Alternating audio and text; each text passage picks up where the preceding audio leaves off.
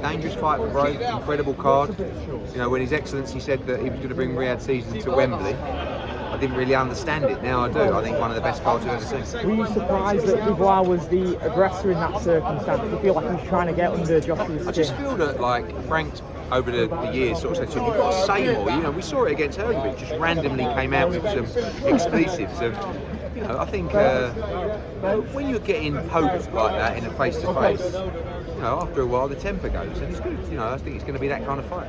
How much of a... To the right of us, Eddie Hearn there doing a group interview. Superstars to the left. I mean, you know, obviously the mandatory was due, so he had to fight Daniel Dubois. He could have messed around a little bit. Ultimately, he would have had to give up the belt, but thankfully, you know, and obviously that relationship with His Excellency as well, you know, he did what was right, which was rather than mess around and try and hold on to it, but you know eventually you're going to have to give it up. Let it go, let these guys compete for it, and let the winners fight the winners. How much of a factor do you feel the sparring was? It was a long time ago, and Frank was one of those people that said that Dubois dropped AJ during that time. Did it play a factor at all, and what did you make of it? I don't think, I mean, God, what was it now? 8, 9 years ago? Yeah, I don't know. But, like, didn't Hergovic destroy Dubois in sparring?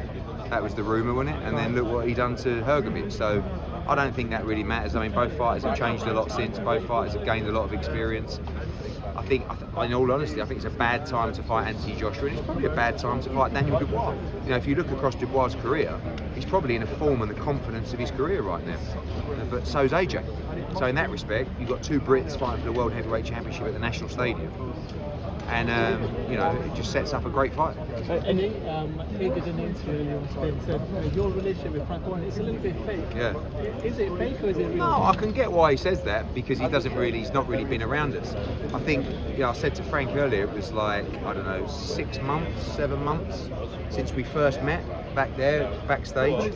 And that was fake, because we were told by His Excellency to get on with it, work together, and stop the arguments. And we said, all right then, reluctantly.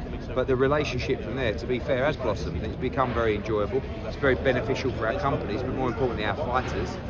And, you know, with myself, not just me and Frank, but Spencer Brown as well, built this card like up until midnight last night, and you know, and His Excellency signs everything off. He's the creator and director of these events, and he knows the fights he likes and the fights he doesn't like, and you know, we've all done a great job.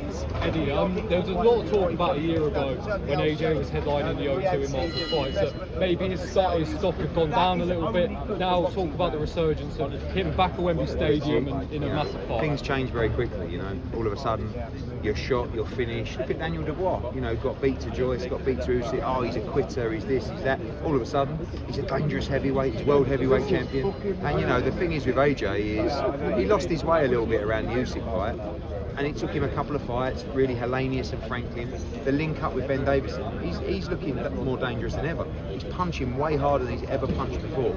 You know, he's now the complete fighter in terms of defence, footwork, everything. Whereas before, we were probably a bit like Dubois. We just come in and hope that our strength would just see us through. Now he's got every asset of his game, and a great trainer and a great game plan. So I feel like he's in a form of his life. So has the path been set by Calleros, the winner of this, against the winner he's of not. I I think it's just a natural path. It's not something that His Excellency's turned around to us and said, if you win this, this is what will happen.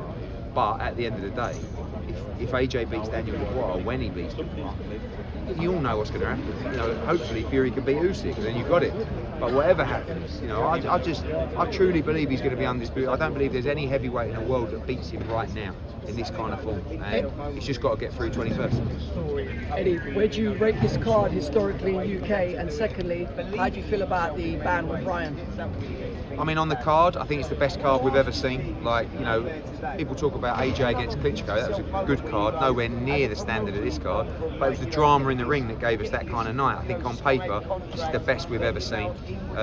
You know, but you know, also at the end of the day, anything can happen. But again, on paper, we see now really that this is the best card, top to bottom, we've seen. And the Ryan ban? I mean, he hasn't. You know, it looks like you've got in to do a deal. I think that, you know, I look at the Conor Ben situation. If you're not willing to protest your innocence, if you're willing to accept guilt, you can sometimes actually get a better result than if you have to go through a process and fight it. You know, Conor was never willing to go in and do a deal and just say, all right, yeah, all right, I'll just take it on the chin, just ban me. Maybe he should have done that, but he always said, I'm not, you know, I'm innocent and I want to fight it to the death. Ryan's not really fought anything, has he? Really, he's just done a deal. And what about Devon's reaction at saying he may step out of the game for a year as well? I think emotionally and mentally, I think it's been tough for Devin Haney. You know, he lost his belt. He took a bit of a beating that night. He showed tremendous heart, but now he finds out he took a beating off someone that was on performance-enhancing drugs. It's very difficult to accept, you know. So, you know, he'll be back for sure. At what weight class, we'll have to see. Eddie, when it comes to undisputed, let's say hypothetically Oleksandr Usyk beats Tyson Fury again, do you think there'd be like some reluctancy maybe from Usyk to take that trilogy, considering, you know, he's already beaten him twice? No, I think it'll all depend on the deal. You know, I think he'll fight anybody. He'll realise AJ is a much better, different fighter than he was when he first fought him. But I'm sure he'll believe that he can win the fight. You know, but I think if AJ goes in and butchers Dubois, then a lot of people are going to believe that he can beat Usyk. So we'll have to see what happens. I also wanted to ask you, it came out a couple of days ago about a former Galal fight opponent, Moises Calleros, testing positive for cocaine and getting banned for 4 years. Obviously, UKAD not reeling that he's been passed away for 3 months. How does that sort of happen, and how did that happen with the correspondence with UKAD? To be fair, it doesn't look great for UKAD, but let's be honest, it's not really UKAD's responsibility to search around for people and fighters around the world to see if they've passed away. Yeah. So what would have happened, and by the way, that fight was on my card. Yeah, I never had any alert, any email, any information that any fighter had passed test, and that's how UKAD and the board work. They keep it confidential between the parties. I'm not sure I actually agree with that. I think Galal Yafai maybe should have had the right to know that his opponent had tested positive. But anyway, so the team would have been contacted, right, by UKAD. At the time, Moises Calleros was alive, and you know, and as the process, as it does with UKAD, takes forever, unfortunately, he passed away during that process. So I think it looks worse than it is, but you know, not ideal. Eddie, saw you share a handshake with Joshua Buatsi up there. There was a lot made of that and how it all ended with you and him. What is that relationship like now, and what was it like seeing him back on? I mean, there's still legal action, you know, in place, which hopefully will come to a head soon. Josh just got advised badly. That's all.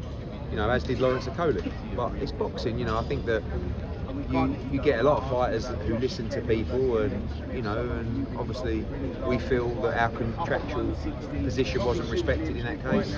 I wish him all the best. You know, I've always felt that he could become a world champion, but that opportunity was there for him 4 years ago, and he didn't want to take it. So hopefully, you know, I like Willie Hutchinson as well. It's a good fight.